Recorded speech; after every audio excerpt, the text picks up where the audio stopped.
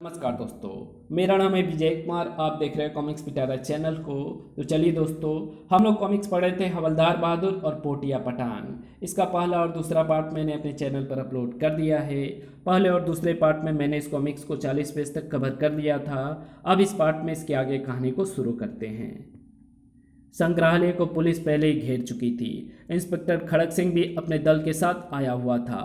कहाँ है पोटिया पठान? डांडे भी नीचे उतरा। खड़क सिंह को तो वह पहचानता नहीं था, अतः उसकी ओर ध्यान ही नहीं दिया था। घुर्र, कमिश्नर के साथ है तो मुझे सैल्यूट करना भी भूल गया। बड़े बदतमीज हो तुम। क्यों जनाब, मैंने क्या आपकी तशरीफ के नीचे पटाखा फोड़ दिया है? बको मत, अफसर से बात करने की तमीज़ नहीं है तुम्हें। जाओ यार, अपना काम करो, वरना पोटिया तुम सबकी अफसरी को दाग लगाकर निकल जाएगा। तभी कमिश्नर ने उनको बुला लिया। हम सब दो दो की टीम बनाकर भीतर जाएंगे, खड़क सिंह और एक सिपाही तथा मैं और हवलदार बहादुर। मैं आपकी टीम के साथ नहीं जाऊंगा, कहकर डांडी आगे बढ़ गया। देखिए सर, आपके निर्देश की धज्जियां उड़ाकर वो अकेला जा रहा है। सस्पेंड कर दीजिए उसे। वो अकेला ही पोटिया से भिड़ने जा रहा है और तुम कहते हो कि उस बहादुर को सस्पेंड कर दूं? क्या तुम घुइयां की गांठ हो खड़क सिंह? नहीं तो। भीतर पोटिया पटांग सोने से निर्मित मूर्तियों को माइक्रो करके अपनी जेब में भर रहा था। सो पुलिस दल दो दो की टीम बनाकर संग्रहालय में घुस चुका था। कमिश्नर के साथ एक संतरी था। चिंता ना करना, मैं तुम्हारे पीछे रहूंगा। ऐसे अफसर की ऐसी तैसी जो सिपाही के पीछे छुपे। वो दोनों प्रतिमाओं वाले कक्ष में ही पहुंचे थे। आहट सुनते ही पोटिया मूर्तियों के बीच खड़ा हो गया। पुलिस? यहां तो कोई पोटिया पटांग नहीं है सर, सिर्फ मूर्तियां हैं। सभी मूर्तियों को ध्यान से देखो। उन्होंने मूर्तियां चेक करनी आरंभ की। ठक ठक, ये ठोस मूर्ति है सर, और शायद ये भी। अगले पल पोटिया ने उसे दबोच लिया। आई आई। संतरे डरकर बाहर की ओर लपका था। पीटी, बाप रे। कमिश्नर साहब मुक्त होने के लिए मचल रहे थे। छोड़ दो मुझे। पोटिया पटांग को गिरफ्तार नहीं करोगे क्या? क्या कर रहे हो जी? मैं आपको गिरफ्तार करने नहीं, बल्कि आपके दर्शन करने आया हूं। ठीक है, तो जाओ। कमिश्नर के लपकने से पहले ही पोटिया ने उस पर माइक्रो करने वाली गन से फायर कर दिया। मैं तुझे गुटका बनाकर बेकार कर दूंगा। सू। कुछ ही क्षण में कमिश्नर साहब सिकुड़ का छुहाड़ा बन गए थे। उई, ये क्या हो गया? मैं तो चला। उधर डांडी कॉरिडोर में गुजर रहा था कि भयभीत हुआ संतरी उससे जा टकराया। धाड़।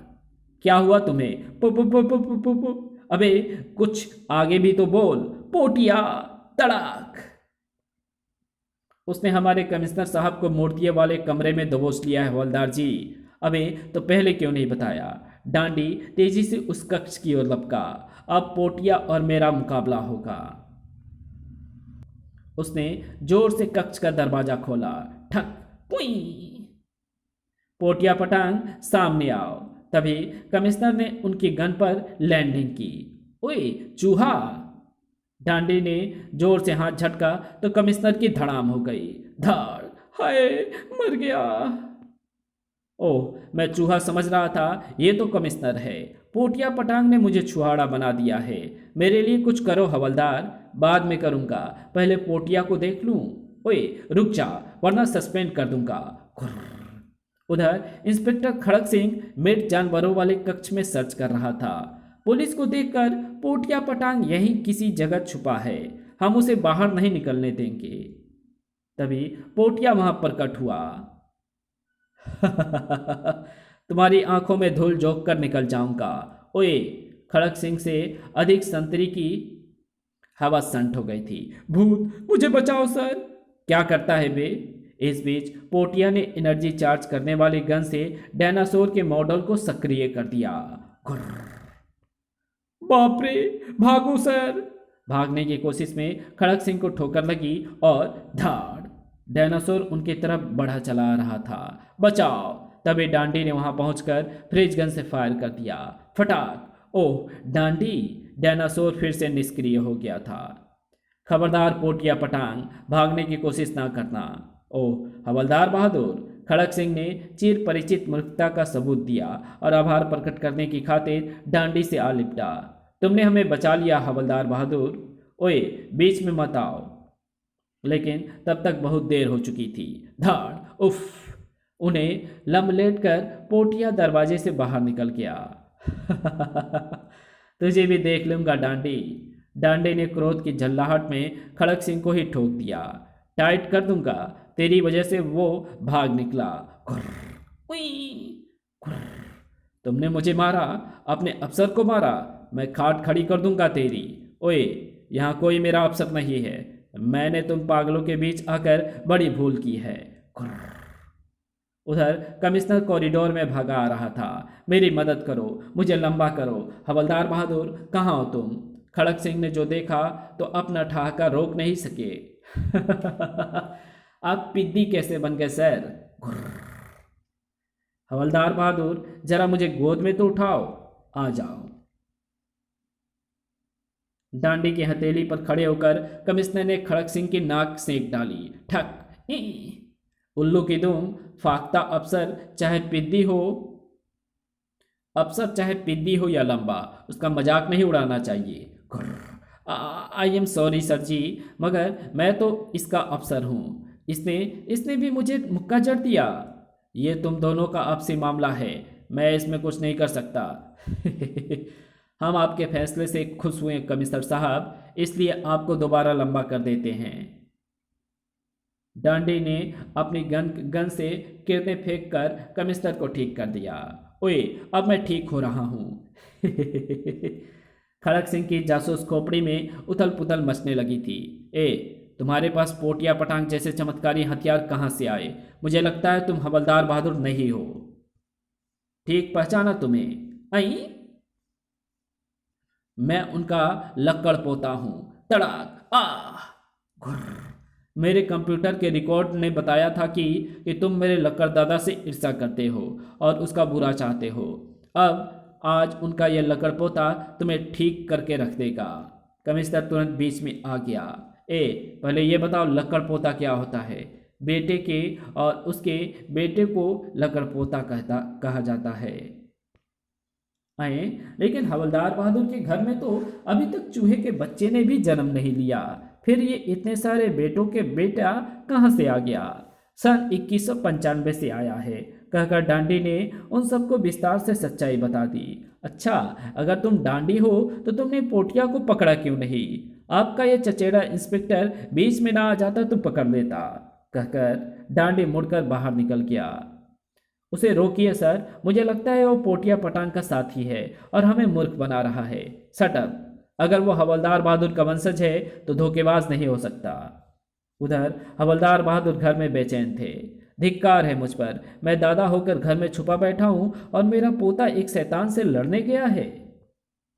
उन्होंने तुरंत पुलिस हेडक्वार्टर फोन मिलाया और वहां से पता चला कि पूरी पुलिस फोर्स पोटिया पटांग को पकड़ने राष्ट्रीय संग्रहालय गई हुई है। हवलदार बहादुर भी तुरंत अपनी सुपर कार लेकर निकल पड़े।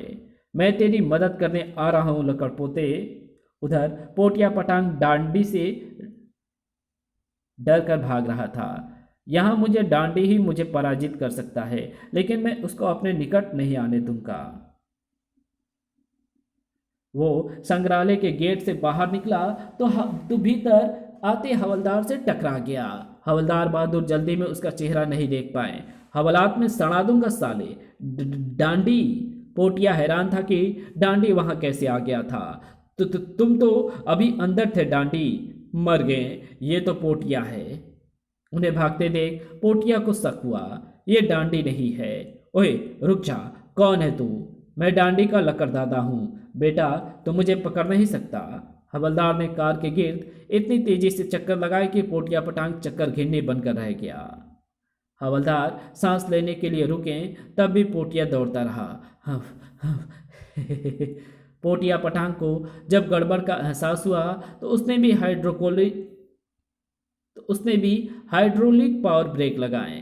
घिस, गुर्र, और हवलदार बहादुर को दबोचने के लिए उछला, लेकिन हवलदार बहादुर फुर्ती से नीचे बैठ गए। धाड़, औंधा गिरने से पोटिया पटांग की तशरीफ ऊपर हो गई थी। ठक, एक किक लगाकर हवलदार फिर दौड़ लिए थे। इस ससुरे को पहले दौड़ाकर थका दूंगा, फिर हवालात में सड़ा दूंगा। मगर उनके दुर्भाग्य से इस बार पोटिया उठकर विपरीत दिशा में दौड़ा था। नहीं छोड़ूंगा। एक बार फिर दोनों की धड़ाम हो गई। दोनों भीतर से डांडी निकल कर आया। लकड़दादा, तुम यहाँ क्यों आ गए? मैं तेरी मदद करने आया हूं पोते। हम दोनों मिलकर पोटिया की पैंट फाड़ देंगे। दोनों का ध्यान पोटिया की ओर से हट गया था, और तब मौका पाकर छलांग लगाकर पोटिया ने हवलदार को दबोच लिया। लक्कड़ पोते के लकड़दादा, अब तुम दोनों का अंत आ पहुंचा है। पोटिया पठान, मेरे लक्कड़ दादा को छोड़ दे, वरना तू कुछ नहीं कर सकता। डांडी, मुझ पर फायर करेगा तो पहले ये लक्कड़ दादा मरेगा। ओए नहीं, फायर मत करियो डांडी, वरना तेरी लक्कड़ दादी विधवा हो जाएगी। उससे कह दे हमारा पीछा भी ना करे वो। इसकी बात मान ले डांडी, मेरी जान खतरे में है। पोटिया ने हवलदार को उनकी ही कार में बैठाकर चल दिया। Bye bye. वो मेरे लक्कड़ दादा को ले गया है कमिश्नर जी, मैं उस कार को ही उड़ा देता हूँ। ओए लल्लू, कार में मेरे लक्कड़ दादाजी भी हैं। ठक, यहाँ समय नष्ट करने के बजाय हमें उनका पीछा करना चाहिए। आ जाओ अब। सब एक ही जीप में सवार हो गए थे। तेज चलो। उधर पोटिया पटांग अंधाधुन कार को भगाए लिए जा रहा था। हवलदार बहादुर ने स्वयं को स्थिति से निपटने के लिए तैयार कर लिया था। ओए पोटिया, तू मुझे कहाँ ले जा रहा है? जहन्नुम में। इस प्रकार आगे झुकते हुए मौका देखकर हवलदार ने कार का एक विशेष स्विच दबा दिया। अगले ही पल गाड़ी झटके लेने लगी। Foot foot foot. ओए, ये क्या हुआ? गाड़ी के कार्बोरेटर में लफड़ा हो गया है, और ऐसा अक्सर हो जाता है। ठीक कैसे होगा? डैशबोर्ड खोलो, अंदर लगा लाल स्विच दबाओ, लफड़ा निफल जाएगा। मजा आ जाएगा। पोटिया ने जैसे वो स्विच दबाया, फचाक, पोटिया ने झल्लाकर हवलदार की गर्दन दबोच ली। मुझे मूर्ख बना रहा है, जान से मार दूंगा। ओए छोड़ दे, अब नहीं करूंगा। स्वयं को मुक्त कराने के लिए मचलते हुए हवलदार ने पोटिया पटांग के बेल्ट से एक गन निकालकर अपने टांगों के बीच छिपा ली। इसका एक हथियार मेरे पास आ गया है। अब उन्होंने खुद ही स्विच दबाकर गाड़ी स्टार्ट कर दी। ले भाई, हो गई गड्डी चालू। ठीक है, अब तू पीछे जाकर बैठ। हवलदार पिछली सीट पर पहुंच गए। बेटा पोटिया, अब तू हवलदार बहादुर के खलपच्चे से नहीं बच सकेगा। इस सीट के नीचे मैंने खुजली पैदा करने वाला पाउडर छुपा रखा है। इस बीच पुलिस जीप में निकट पहुंच चुकी थी। वो जा रहे हैं, पकड़ो। हवलदार ने मुड़कर देखा और फौरन उनके हौसले बुलंद हो गए। बल्ले बल्ले, अब इसका कांड करता हूँ। उन्होंने सीट के नीचे से पाउडर निकाला और पूड़ियाँ ही पोटिया की गर्दन में उलट दी। पोटिया पटांग पहले थोड़ा सा बेचैन हुआ, उई, फिर उसकी बेचैनी बढ़ने लगी। ओए ओए, ये क्या हो रहा है? खुजली। तेजी से दौड़ रही कार पर उसका नियंत्रण नहीं रहा था। हवलदार बहादुर जल्दी से दरवाजा खोलकर बाहर कूद गए। जय बजरंगबली। तभी कार एक पेड़ से टकराकर रुक गई। भड़ाम। पोटिया झल्लाया हुआ बाहर निकला और हवलदार की ओर लपका। मार डालूंगा। फटाक। हवलदार ने उसी की गन से उस पर वार कर दिया। वह हवलदार का सौभाग्य था कि उसके हाथ फ्रीज गन लगी थी। पोटिया तुरंत ही फ्रीज हो गया। कड़ब। तभी पुलिस जीप आकर रुकी। लक्कड़ दादा, आजा पोते, मैंने तेरी पोटिया की कुल्फी जमा दी है। कमाल कर दिया। मैं तो समझता था कि पोटिया को सिर्फ मैं ही पराजित कर सकता हूँ। बेटा पोते, मूछें कितनी ही बड़ी हो जाए, रहती है नाक के नीचे ही, फिर तू भला दादा के आगे कैसे जा सकता है? आपको मान गए दादाजी। अब मैं पोटिया को लेकर तुरंत ही यहाँ से लौट जाऊँगा। और हमारे उस सोने का क्या होगा जो पोटिया पटांग ने लूटा है? सोना आपको वापस मिल जाएगा। सोने के साथ तू भी यहाँ रुक जा पोते। हम दोनों मिलकर इस युग में धमाल मचा देंगे। मगर बहादुर डांडे सिंह इसके लिए राजी नहीं हुआ था। कुछ ही देर बाद वो अपने अपराधी पोटिया पटांग को लेकर टाइम मशीन द्वारा अपने युग यानी 2195 में चला गया था। इसी के साथ ये कहानी यहीं समाप्त होती है। तो आपको ये वीडियो कैसी लगी? वीडियो अगर अच्छी लगी तो इस वीडियो को लाइक शेयर कमेंट जरूर कर देना। चैनल पर नया हो तो चैनल को सब्सक्राइब कर बेल आइकन को जरूर प्रेस कर देना और जहां इस वीडियो की जरूरत हो वहां इसे शेयर जरूर कर देना। Thanks for watching my videos.